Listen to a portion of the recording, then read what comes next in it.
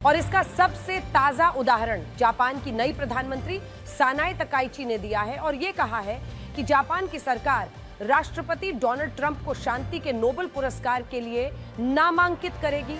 इस ऐलान के बाद राष्ट्रपति डोनाल्ड ट्रंप भी जापान की सरकार से बहुत खुश है और वो प्रधानमंत्री सानाए तकाइची की खूब तारीफ कर रहे हैं। और क्या आप जानते हैं ये मुश्किल सवाल क्या है इसमें?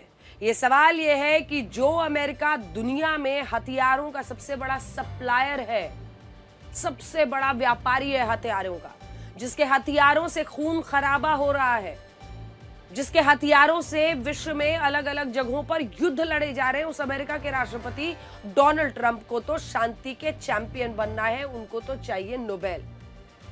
और ये बात हम नहीं कह रहे हैं, बल्कि ये बात एक नई रिपोर्ट में सामने आई है।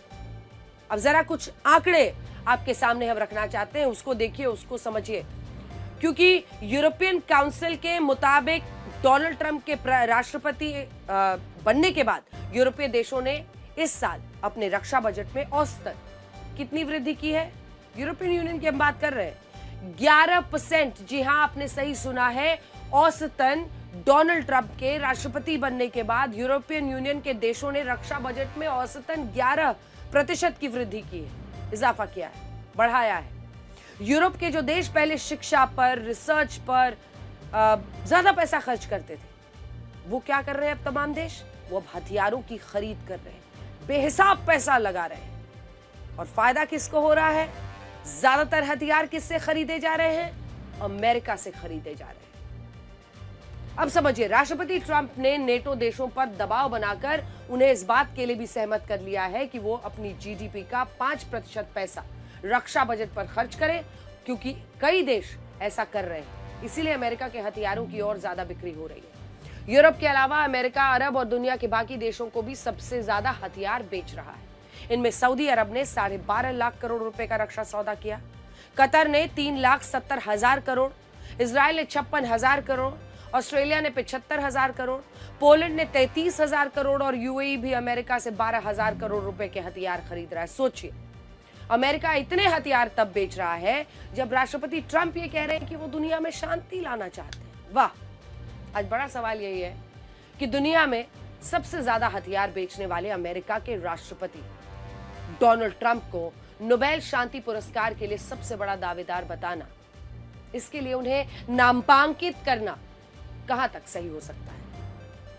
लेकिन जापान यही कर रहा है और जापान की नई प्रधानमंत्री सानाए तकाइची कह रही हैं कि कहा है कि उनकी सरकार राष्ट्रपति ट्रंप को इस पुरस्कार के लिए नामांकित करेगी। वैसे विडंबना ही है कि इसी अमेरिका ने जापान के हिरोशिमा नागासाकी शहर पर दुनिया का पहला परमाणु हमला किया था, जिसमें 2,14,000 लोग मारे गए थे। लेकिन आज आप देखिए कि समय पूरी तरह से पलट चुका है और जापान में राष्ट्रपति डोनाल्ड ट्रंप की शानदार मेहमान नवाजी हुई, जिसकी तस्वीरें अब पूरी दुनिया में चर्चा बटोर रही हैं। वैसे आज बात सिर्फ अमेरिकी चावल की नहीं है, बल्कि आज बात रेयर अर्थ मिनरल्स की भी पूरी दुनिया में हो रही है। और ये रेयर अर्थ मिनरल्स यानी जो बहुत ही विलुप्त ऐसे मिनरल्स हैं जो बहुत कम मिलते हैं, और इसी वजह से अमेरिका और जापान के बीच एक नया समझौता भी हो गया है इस पर। देखिए, और ये भी देखिए कि जब राष्ट्रपति ट्रंप और जापान की प्रधानमंत्री सानाए तकाइची ने इस समझौते पर हस्ताक्षर किए तो दोनों नेता काफी उत्साहित नजर आए। इस समझौते के तहत दोनों देश रेयर अर्थ मिनरल्स के खनन, प्रोसेसिंग और रिसाइकलिंग को बढ़ावा देंगे और चीन पर अपनी निर्भरता को कम करेंगे। ये एक बड़ा मुद्दा है। आज भी जब दक्षिण कोरिया में राष्ट्रपति डोनाल्ड ट्रंप, राष्ट्रपति शी जिनपिंग के बीच मुलाकात होने वाली है, तब इसमें सबसे बड़ा मुद्दा रेयर अर्थ मिनरल्स यानी दुर्लभ खनिजों का रहने वाला है।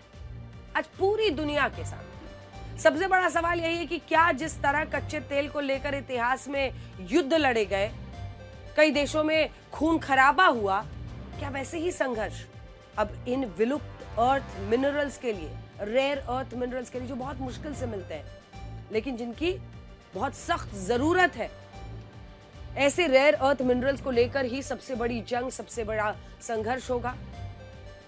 और इसकी वजह है कि आज हम आपको ये क्यों कह रहे हैं। असल में आज से 3 दशक पहले तक अगर देखिए, अमेरिका और पश्चिम के विकसित देश रेयर अर्थ मिनरल्स को बहुत ज्यादा महत्व नहीं देते थे। इन देशों का मानना था कि इन दुर्लभ खनिजों को निकालने के लिए खनन करना पड़ता है और इस खनन से प्रदूषण होता है, इसमें लोग भी ज्यादा लगते हैं, पैसा भी ज्यादा खर्च होता है। यही सब सोचते हुए इन विकसित देशों ने दुर्लभ खनिजों के उत्पादन से खुद को अलग कर लिया। और इनकी सोच क्या थी? वो ये कि ये काम तो गरीब, जो विकासशील डेवलपिंग कंट्रीज है, विकासशील देश, उनमें ही किया जाए। इससे प्रदूषण होता है, इसमें बड़ी खपाई होती है, बहुत पैसा लगता है, इससे पूरी गंदगी फैलती है। और इसके बाद ये अमीर देश इन विकासशील जो देश हैं उनसे इन रेयर अर्थ मिनरल्स को आयात कर लेंगे, खरीद लेंगे। लेकिन समय बदला और समय के चक्र ने इन्हीं रेयर अर्थ मिनरल्स को दुनिया के लिए तेल से भी ज्यादा जरूरी बना दिया है। चाइना ने इसका सबसे ज्यादा फायदा उठाया।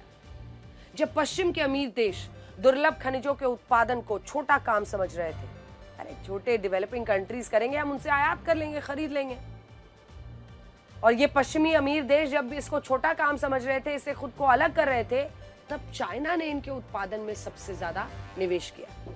चाइना ने ना सिर्फ इन दुर्लभ खनिजों के लिए अपने देश में बड़े स्तर पर खनन किया, बल्कि वो इनकी प्रोसेसिंग में भी दुनिया की सबसे बड़ी शक्ति बन गया। चाइना इस बात को शुरुआत में भी समझ गया था कि इन खनिजों का खनन तो कोई भी देश कर सकता है, लेकिन इन खनिजों को अलग करना, इन्हें प्रोसेस करके इस्तेमाल करने योग्य बनाना हर किसी के बस की बात नहीं है। और यही बात चाइना के पक्ष में गई और उसने दुर्लभ खनिजों की प्रोसेसिंग के लिए दुनिया को खुद पर निर्भर बना लिया। आज स्थिति यह है कि दुनिया में रेयर अर्थ मिनरल्स का 70% खनन चाइना में हो रहा है। आप देखिए कि रेयर अर्थ मिनरल्स के मामले में दुनिया में इस वक्त कितना बड़ा इम्बैलेंस है, असंतुलन है। रेयर अर्थ मिनरल्स जो कि आने वाले वक्त में पूरी दुनिया के लिए बहुत जरूरी होंगे, वो रेयर अर्थ मिनरल्स का, दुर्लभ खनिजों का 70% खनन चाइना में होता है। लेकिन जब प्रोसेसिंग की बात आती है तो 90% रेयर अर्थ मिनरल्स चाइना से ही दुनिया में निर्यात होते हैं। दुनिया के जो देश अपने यहाँ खनन करके रेयर अर्थ मिनरल्स निकाल रहे हैं, वो भी चाइना से ही इसकी प्रोसेसिंग करवाते हैं। यानी चाइना ने क्या किया? उसने इसकी प्रोसेसिंग को एडवांस तरीके से करने में पूरा अपने आप को झोंक दिया। और यही जो बाकी जगहों पर इसकी माइनिंग हो भी रही है, वो फिर उसको प्रोसेसिंग के लिए चाइना ही भेजते हैं, क्योंकि चाइना इस बात को समझता है। इसीलिए वो इन रेयर अर्थ मिनरल्स को, दुर्लभ खनिजों को अब हथियार की तरह इस्तेमाल कर रहा है, हथियार की तरह। आपको ये बताते हैं कि बिहार में जिन सीटों पर मुस्लिम मतदाता निर्णायक हैं, उन तमाम सीटों पर महागठबंधन के सामने सिर्फ असदुद्दीन ओवैसी की चुनौती नहीं है, बल्कि इन सीटों पर अब बीजेपी ने उत्तर प्रदेश के मुख्यमंत्री योगी आदित्यनाथ को भी उतार दिया है। और अब महागठबंधन के एम फैक्टर को बीजेपी के योगी फैक्टर का भी सामना करना होगा। आज मुख्यमंत्री योगी आदित्यनाथ ने माफिया शहाबुद्दीन का गढ़ माने जाने वाले सिवान में रैली की, जहां उनका स्वागत बुलडोजर से हुआ। और इस तरह बीजेपी के समर्थकों ने मुख्यमंत्री योगी आदित्यनाथ को बुलडोजर से सलामी ही दे डाली।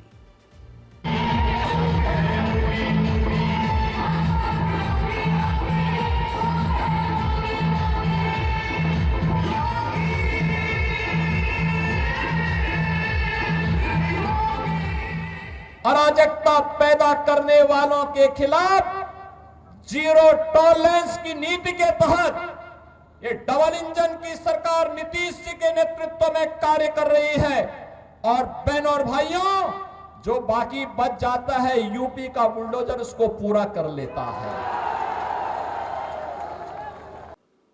इस रैली में योगी आदित्यनाथ ने अपने भाषण में माफिया शहाबुद्दीन से लेकर बाबर औरंगजेब तक का जिक्र किया। सबसे पहले उन्होंने इस बात पर हैरानी जताई कि सिवान की रघुनाथपुर सीट से आरजेडी ने शहाबुद्दीन के बेटे उसामा शहाब को उम्मीदवार बनाया है।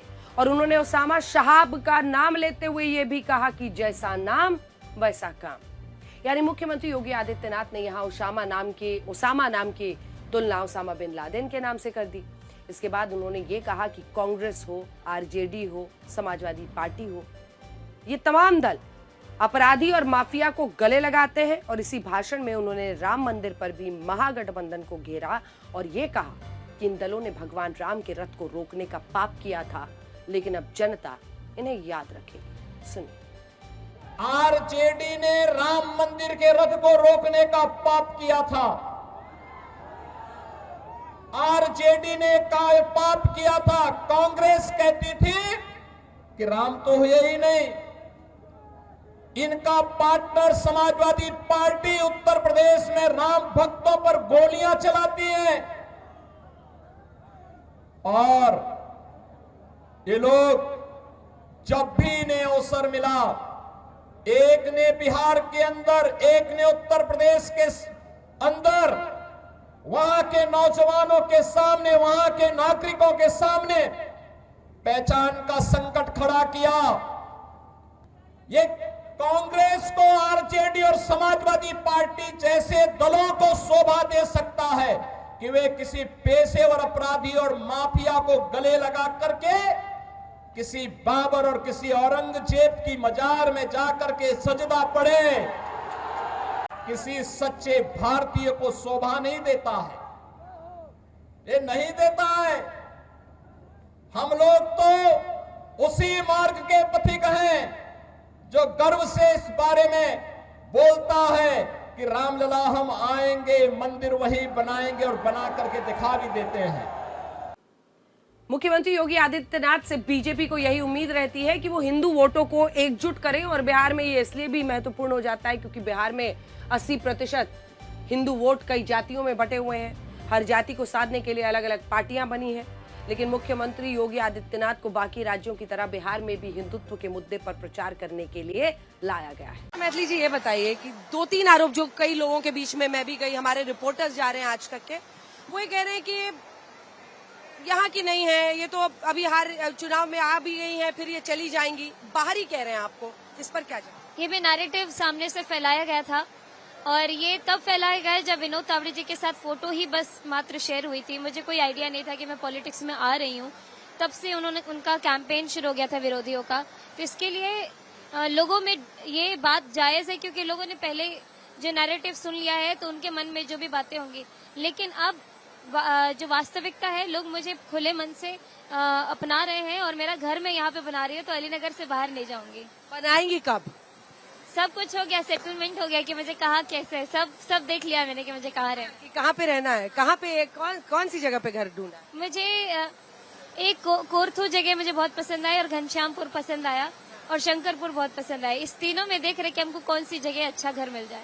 अच्छा ये बताइए, एक और आरोप लगाया आपने, अभी पाग पहना हुआ है, मछली, मखाना और पाग की धरती, विद्या संगीत जहाँ की माटी में है, उस मिथिला में आपको पाग में मखाना खाने को लेकर बहुत पीछा हुआ है आपका, क्या जवाब है आपका? उनका कहना है आपने पाग का अपमान कर दिया। ये भी एक चाल है, मैंने पाग में से मखाना खाया नहीं है, पाग में मखाना रखा था क्योंकि जितना सम्मान हम पाग का करते हैं, मखाना भी उतना ही हमारे लिए पूजनीय है, हर पूजा में इस्तेमाल होता है, हर व्रत में इस्तेमाल होता है। तो मैंने बहुत सम्मान के साथ अपनी झोली में पाग के खांचे के अंदर मखाना को रखा था और अड़िया में से मखान खाया था। तो एडिट करके वो लोग करते हैं जिससे मुझे, आपका कहना उससे निकाल के खाया नहीं था, उसमें रखा था सम्मान। हाँ, तब आपने माथे पे लगा लिया? तो हमेशा माथे पे रखती हूँ। एक चलते चलते आखिरी सवाल है, गृह मंत्री ने क्या संदेश दिया, क्या बोले? उन्होंने मुझे स्ट्रांग रहने के लिए बोला है क्योंकि उन्होंने देखा कितना ट्रोल कर रहे थे लोग खामखा, तो उन्होंने बोला कि मैथिली जीत कर आएगी और जाते जाते भी मुझे बोला है मैथिली जीत कर मिलते हैं। बोले। बहुत धन्यवाद आपका। तो मैथिली ठाकुर का ये कहना है कि गृह मंत्री अमित शाह जो यहाँ पर आए, कैसे ये हट जाइए आप लोग, बीजेपी के लिए एक नाक की लड़ाई इस बार बन गई है। तो ये उस स्टेज जहाँ से उन्होंने भाषण दिया और उनका ये कहना है कि उनको गृह मंत्री ने ये कहा कि स्ट्रांग रहो क्योंकि ट्रोल कर रहे हैं लोग, इस वजह से उन्होंने कहा कि मजबूत बन के डटे रहो और कहा कि जीतो और जीतने के बाद तुमसे मिलूंगा। आइए बढ़ते हैं आगे। सोचिए, जिस अलीनगर सीट से इस वक्त मैथिली ठाकुर चुनावी मैदान में उतरी हुई हैं, चर्चा किस बात की हो रही है कि यहाँ पर ब्राह्मण वर्सेस ब्राह्मण की लड़ाई करा दो, क्योंकि यहाँ पर अगर 23% मुस्लिम मतदाता हैं जो कि बिहार राज्य के औसतन 18% मुसलमान से 5% ज्यादा हैं, तो दूसरी तरफ 25% ब्राह्मण हैं। अब अगर मैथिली ठाकुर एक ब्राह्मण के सामने आप उतार दें विनोद मिश्र को आरजेडी की तरफ से, जो खुद एक ब्राह्मण है, तो ब्राह्मण वोट बटेगा और उधर 18% की तो गारंटी है ही, जो कि यहाँ पर उनके लिए और भी अच्छा है, 23% है। एक शहर से दूसरे शहर या फिर एक देश से दूसरे देश तक जाने का सबसे तेज जरिया हवाई जहाज है। इंटरनेशनल एयर ट्रांसपोर्ट एसोसिएशन के मुताबिक पूरी दुनिया में प्रतिदिन 35,000 यात्री विमान उड़ान भरते हैं, 35,000 पैसेंजर प्लेन। यानी हर घंटे करीब 1500 विमान एक जगह से दूसरी जगह जाते हैं। लेकिन आपको जानकर हैरानी होगी कि इन विमानों को बनाने के लिए पूरी दुनिया में मुख्य तौर पर 8 से 10 कंपनियां ही हैं। यात्री विमान बनाने के मामले में एयरबस और बोइंग, इन दोनों का एक छत्र राज चलता है। इनका मार्केट शेयर है 90%, 90% से भी ज्यादा ही समझिए।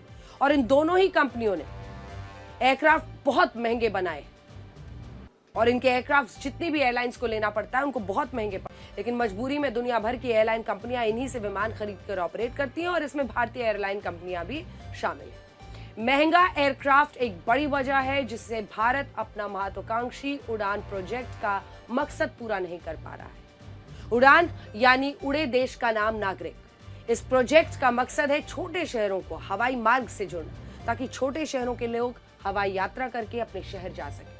लेकिन इस प्रोजेक्ट की सबसे बड़ी बाधा है विदेशी कंपनियों के महंगे एयरक्राफ्ट पर निर्भरता, जिसकी वजह से एयरलाइन कंपनियां इस प्रोजेक्ट में शामिल होने के लिए आगे नहीं आ रही। इस परेशानी को खत्म करने के लिए भारत और रशिया एक साथ आ गए हैं। जल्दी ही भारत अपना खुद का यात्री विमान बनाएगा और भारत के आम नागरिक स्वदेशी विमान से यात्रा करेंगे। मॉस्को में हिंदुस्तान एरोनॉटिक्स लिमिटेड और रशिया की यूनाइटेड एयरक्राफ्ट कॉरपोरेशन ने एक MOU साइन किया है जिसके तहत रशिया के SJ-100 यात्री विमान भारत में बनाए जाएंगे। यानी ये विमान जल्दी ही भारतीय एयरलाइन कंपनियों का हिस्सा बनेंगे। HAL भारत के लिए अभी तक मिलिट्री एयरक्राफ्ट बनाती है। तेजस जैसे फाइटर जेट्स भी HAL ने बनाया है। अब HAL नागरिक विमान बनाने के क्षेत्र में उतर रही है। ये बहुत बड़ी खबर है। हालांकि ये पहली बार नहीं है जब HAL यात्री विमान बनाने के मैदान में उतरा है। साल 1961 से 1988 के बीच भी HAL ने यात्री विमान बनाए थे जिसको AVRO HS-748 कहा जाता था। लेकिन धीरे धीरे HAL सैन्य विमानों पर ध्यान देने लगा तो यात्री विमान बनाए जाने बंद हो गए। HAL ने रशिया की public joint stock company United aircraft corporation के साथ MOU साइन किया है। वो फाइटर जेट्स और यात्री विमान दोनों बनाती है। SJ-100 यानी सुखोई सुपरजेट 100 भी यही कंपनी बनाती है। इसने 200 से ज्यादा SJ-100s बनाए हैं जो दुनिया भर की 16 से ज्यादा एयरलाइन कंपनियां इस्तेमाल करती हैं। रशिया की सरकारी कंपनी के साथ डील होने का मतलब यही है कि अब HAL भारत में SJ-100 का प्रोडक्शन शुरू करेगा और आने वाले वक्त में भारत के छोटे शहरों में जो विमान उड़ान भरेंगे वो ज्यादातर SJ-100 हो सकते हैं। SJ-100 की कुछ विशेषताओं की वजह से ही HAL ने यात्री विमान के क्षेत्र में उतरने के लिए इसे चुना है। SJ-100 2 इंजन वाला यात्री विमान है जो एक बार में 75 से 100 यात्रियों को ले जा सकता है। ये एयरक्राफ्ट छोटे रूट्स पर काफी कामयाब माना जाता है क्योंकि इसे 100 से 500 किलोमीटर की यात्रा के लिए ही डिजाइन किया गया है। रशिया में घरेलू उड़ानों के लिए इनका ही इस्तेमाल किया जाता है। SJ-100 यात्री विमान ईंधन के मामले में काफी किफायती है। भारत में इसका प्रोडक्शन होने से हवाई यात्रा का खर्च भी कम होगा। भारत में SJ-100 हवाई जहाज का बनना हवाई यात्रा के क्षेत्र में गेम चेंजर है। इसकी वजह है कि भारत सरकार के उड़ान प्रोजेक्ट के तहत अगले 10 वर्षों में भारत के टियर 2, टियर 3 शहरों में 100 से ज्यादा एयरपोर्ट्स बन रहे हैं। घरेलू हवाई यात्रा करवाने के लिए भारतीय एयरलाइन कंपनियों को 200 से ज्यादा विमान भी चाहिए। SJ-100 इस जरूरत को पूरी करेगा। भारत अभी लगभग सभी एयरप्लेन्स आयात करता है क्योंकि कोई भी भारतीय कंपनी यात्री विमान नहीं बनाती। इसीलिए HAL का इस क्षेत्र में उतरना मेक इन इंडिया का नया दौर माना जा रहा है। अब एक भारतीय कंपनी दुनिया के लिए केवल फाइटर जेट ही नहीं बल्कि यात्री विमान भी बनाएगी।